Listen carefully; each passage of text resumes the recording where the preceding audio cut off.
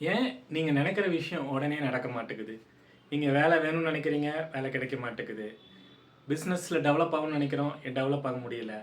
நம்ம ட்ரீம் நம்மளுடைய கனவுகள் ரொம்ப பெருசாக இருக்கும். ஆனால் அந்த கனவுகளை நோக்கி போகிறப்ப அது குயிக்காக நடக்காததுக்கு காரணம் என்னென்னா, நம்ம எப்போ பார்த்தாலும் அந்த சிந்தனையிலே இருக்கிறதுனால யூனிவர்ஸ் நமக்கு பெருசாக ஹெல்ப் பண்ண முடியல.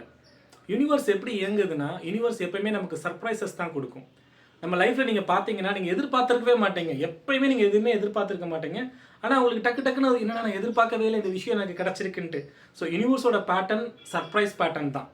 இப்போ ஃபார் எக்ஸாம்பிள் உங்களுக்கு ஒரு பர்த்டே செலிப்ரேஷன் நடக்கிறப்ப உங்களுடைய ஃப்ரெண்ட்ஸ் உங்களுக்கு கிஃப்ட் கொடுக்குறப்ப உங்களை சர்ப்ரைஸ் பண்ணுற மாதிரியான கிஃப்ட்ஸை கொடுப்பாங்க. அதாவது பல லாஜிக்கலாக அந்த கிஃப்ட் வந்து என்னென்னா உங்களால் கிரகிக்க முடியாது.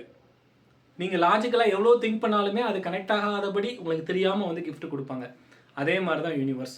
உங்களுக்கு ஒரு விஷயம் கிடைக்கிறப்ப அந்த விஷயம்